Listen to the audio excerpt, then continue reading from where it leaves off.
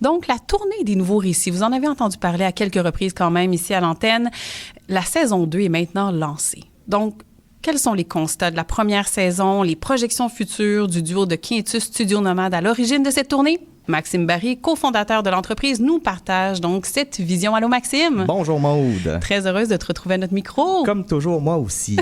Ça faisait un bail. C'est vrai, le temps passe vite. Je pense que la dernière fois, on était justement avec les gens de Ça va mieux qu'on pense. Ben donc, oui, j'ai l'impression qu'on a fait Bianca et Grégory qui sont là avec nous en studio. Oui. C'est vrai, la dernière fois, vous étiez tous les trois réunis. Ah, voilà. Oui, donc... La tournée des nouveaux récits, la deuxième année commence, mais avant tout, quand on fait une première année, l'important, c'est de voir qu'est-ce qu'on a appris durant. Puis, peut-être pour mettre les gens en contexte, moi, j'anime la Fresque des nouveaux récits depuis 3 ans, puis je trouve ça formidable, cet atelier-là, parce qu'on rêve ensemble. On rêve de futurs possibles, souhaitables, avec des gens de toutes catégories, de toute culture, de tout groupe d'âge. Puis au fil du temps, à force d'entendre des récits, il y a eu des « Ah, qu'est-ce qui fait qu'un récit est bon, est intéressant? » Mais aussi « Ah, il y a des stratégies qui reviennent, il y a des constats. Puis moi, je suis un grand fan de le Wisdom of the Crowd. Pour moi, la solution à la transition, c'est pas une personne ou un groupe d'experts qui va arriver puis qui vont nous dire quoi faire. Pour moi, la solution est dans nos esprits collectifs, à nous tous. Parce que sinon, on peut être sujet à des biais individuels. Donc, le fait d'avoir des gens de toute provenance, toute culture, tout groupe d'âge qui réfléchissent ensemble, bien, on vient amenuiser ces biais-là. Puis, qu'est-ce qui en ressort? C'est peut-être ce qui est de la route à suivre, en fait. C'est un peu mon idée. Et donc, des fois, on me demande, on dit « Ah, Max, oui, on va rêver, c'est le fun, mais ça doit être déjà avec des gens convertis, des gens qui pensent comme nous. » Oui. Ben peut-être, mais en fait, à quoi on rêve vraiment? Puis est-ce qu'on est si différent que ça dans nos rêves? Parce que moi, à travers les récits, là, ce que les gens veulent changer, là, c'est nos sociétés individualistes, l'isolement des individus, l'omniprésence de l'auto-solo, l'agriculture industrielle. Il y a aussi le fait de considérer le travail juste par rapport à la productivité. Notre identité, c'est comment on est productif au travail. Oui. Donc, ça, c'est des éléments qu'on veut changer. Puis on va aller vers quoi? On va aller vers des communautés où est-ce qu'on se connaît, on est capable de se parler, de se faire confiance, la mobilité collective active est au cœur de nos communautés, que l'agriculture locale, bio, régénérative, et que même l'identité, dans le fond, c'est comment tu contribues à la société, comment tu contribues, comment tu fais partie de ce tout-là. Donc, c'est vers ça que les gens rêvent. Donc, est-ce que ça vous parle? Ben là, tu sais, je pense que oui. Ça doit parler à une majorité de gens, en tout cas. Ben certainement. Pas juste les gens. Il ne faut pas être environnementaliste pour oser être connecté à sa communauté. Puis ça m'amène au premier constat, en fait. Puis là, c'est le fun. Je suis super excité parce que là, je vous parle de constats, mais j'ai même des petits passages de récits. Donc, on va comme voyager à travers plein d'endroits. Parce que pour cette tournée-là, moi, en fait, j'ai fait 22 animations. Ça a touché près de 500 personnes. Puis j'ai réussi à caractériser 70 récits. Donc, tout le corpus que je vous parle, c'est sur ces 70 récits-là. Mais il m'en reste encore des dizaines puis des dizaines à analyser. Fait que ça va pouvoir évoluer. C'est ça. Ouais. C'est vraiment un début. Puis j'ai été des endroits un peu partout au Québec, mais aussi j'ai pu animer à Vancouver, à distance, mais aussi au territoire du Nord-Ouest. Donc, il y a un côté francophonie canadienne. Donc, quels sont les constats des rêves collectifs? Quels sont-ils, Maxime? Constat numéro 1. Le passage du « je » au « nous » dans les récits, c'est la base de tout. Donc, dans 95% des récits, les gens au « je » ont fini par avoir un groupe. C'est le fil conducteur absolu de l'ensemble du corpus. Il n'y a pas un seul récit qui va pas dans cette direction-là. Puis ça s'exprime à toutes les échelles, au voisinage, à la ville, la province, même de façon internationale. Puis ça s'exprime de toute façon, de toute forme possible, des contes pour enfants aux manifestes politiques. Je vous donne des petits exemples. Nous n'avons jamais autant parlé au « je ». Et pourtant, le « nous » mène, obsède, dirige nos actions, nos rêves. Ce qui avait commencé comme des expérimentations locales était devenu un mouvement provincial. Sur les savoirs comme monnaie d'échange. Moi, je sais semer des graines. Moi, je sais semer des idées. Moi, je sais semer l'espoir.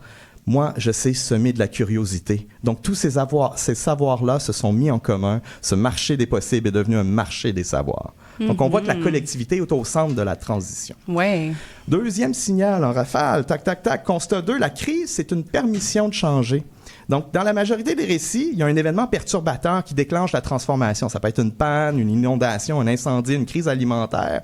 Mais en fait, les solutions viennent d'une voie alternative. Donc, il y a comme un côté où est-ce que ça a permis le changement. Puis on s'est rendu compte que l'accumulation progressive des frictions qui rend l'ancien monde insoutenable, ça nous permettait de changer. Donc, il y a comme un soulagement aussi qui émerge, comme on peut l'entendre dans « Tout le monde était anxieux et la peur nous habitait. Néanmoins, personne n'envisageait que c'était le réveil des moments les plus heureux de notre vie. » L'évolution se fait à partir d'une accumulation de problèmes devenus impossibles à ignorer.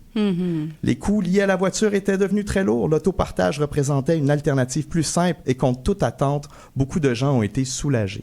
Donc, il y a comme un côté soulagement, puis ça devient intéressant. Hein? On parle il y a quelque chose de passif dans le soulagement. C'est pas actif, mais on le subit. Troisième constat, je suis dans les temps, l'alimentation comme acte politique central. Manger ensemble, c'est reconstruire la société. C'est le repas, c'est le rituel le plus transmis à travers les récits, puis le plus universel aussi, toute culture. Donc, manger ensemble, ça va de soi. Quelques exemples. J'ose imaginer un monde où nous prendrons le temps de cuisiner et de manger ensemble. Ça, c'est comme c'était au début, mais à la fin, dans mon temps, on parlait de mixité sociale pour parler de la cohabitation des riches et des pauvres. Désormais, on parle de mixité sociale pour parler plutôt de coopération entre égaux. Et bien sûr, dans toutes nos rencontres, l'alimentation est au cœur. Oui, intéressant. Voit, c'est vraiment le fun. Pour moi, c'est ces petits signaux faibles-là, à partir de l'intelligence collective, ça donne des directions. Puis peut-être un petit dernier, l'enfant est perçu comme une figure morale. Puis, dans un sens, l'enfant, il voit des choses qu'on ne voit pas ou qu'on ne voit plus ou qu'on a cessé de voir. Donc, les gens, à travers ça, se permettent de se remettre en question, mais des fois aussi, il y a comme la forme inversée, l'adulte qui se souvient de ce qu'il se voyait en tant qu'enfant. Donc, l'enfant est quand même vraiment intéressant à considérer dans la transition. Puis, on peut l'entendre avec justement une partie du récit de Territoire du Nord-Ouest. Son père n'en revenait pas, parce qu'il voyait tout à coup en sa fille, lui, quand il était plus jeune. Donc, c'est des petits moments comme ça qu'on voit quand on a les récits. Puis c'est tout le temps des moments très, très touchants. Puis peut-être un petit point aussi qui a été intéressant puis qui a vraiment surgi. Comment les gens ont des déclics de passer à l'action, de changer de vision. Puis une des façons que ça s'est fait, souvent, c'est des voyages lents. Dans beaucoup de récits, c'est le voyage lent qui est comme une révélation expérientielle. Donc, finalement, la prise de conscience qu'on prend à travers un voyage où est-ce que finalement, c'est plus tant la performance, mais le voyage en tant que tel qui fait partie du voyage, comme une pas autre juste qualité, la destination. Ça ouvre les possibles. Comme pendant le voyage, chacun a partagé les raisons de son départ et participé à la vie du bateau par la cuisine, l'entretien, la navigation. Ou encore, le voyage devenait la destination, le chemin pour se rendre à la destination faisait partie du voyage.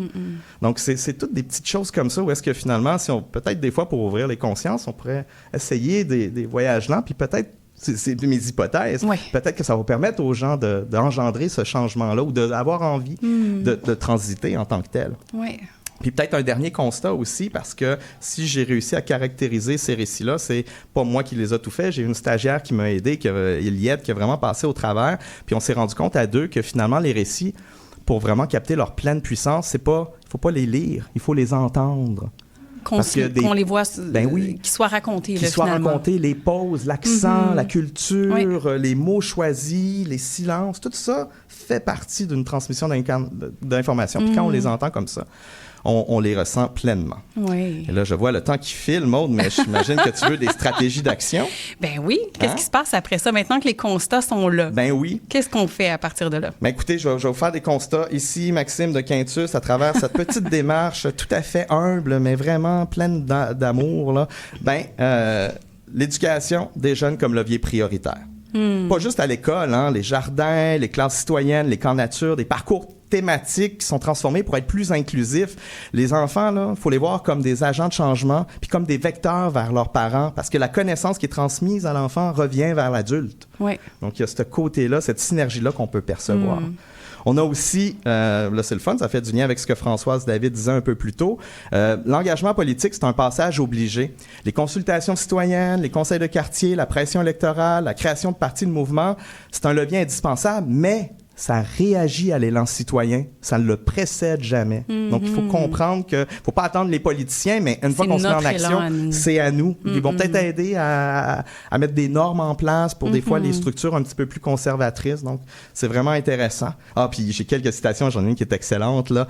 Le gouvernement provincial, sidéré par cet élan citoyen, a lancé un programme de soutien. La pression populaire a obligé les gouvernements à investir davantage dans les transports collectifs. Aux élections, on ne va pas seulement s'exprimer en conseil, on vote pour les lois et non pour le leader ou le décideur politique seulement. Et mon préféré, on est peut-être sans abri, mais on n'est pas des sans-dessin.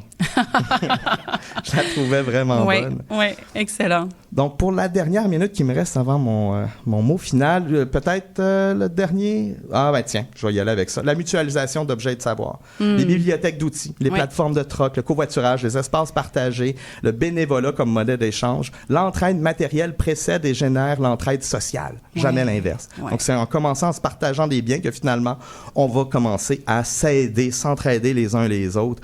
Donc, quand on parle de bibliothèque de partage, ce n'est pas juste prêter des outils, mais c'est aussi partager nos connaissances, nos compétences, qu'on soit ensemble. Donc, il y a comme ce désir-là. Oui. Fait en fait... En 30 secondes pour terminer? Ben, en 30 secondes, je vous fais ça. Là, merci pour Maude, ton accueil, de tout ça. Mais ce que ça dit, en fait, ce que je perçois, moi, à travers ça, c'est que les gens, ils veulent pas, pour la transition, là, ils veulent pas faire un sacrifice, ils veulent être soulagés, puis au fond, ils savent déjà comment faire. Donc, c'est comme l'idée. Donc, vous entendez ceci, ça vous inspire, vous êtes des citoyens, des villes, des organisations, puis vous aussi, vous voulez participer à la collecte de rêves, contactez-nous. Puis on va aller rêver ensemble. Stéphanie, Maxime, Quintus, Studio Nomade, avec la tournée des nouveaux récits. Prise 2! 2026, exactement. Hey, beau travail, vraiment, franchement, là, bravo et merci pour cette dose d'inspiration qui fait écho à ce qu'on a vu en première partie d'émission avec Françoise David et Cécile Arnold aussi, l'intelligence collective du jeu où nous, c'est là qu'on est. Merci beaucoup, Maxime. Les gens, les rêvent. Oui, les rêves, ne les oublions pas.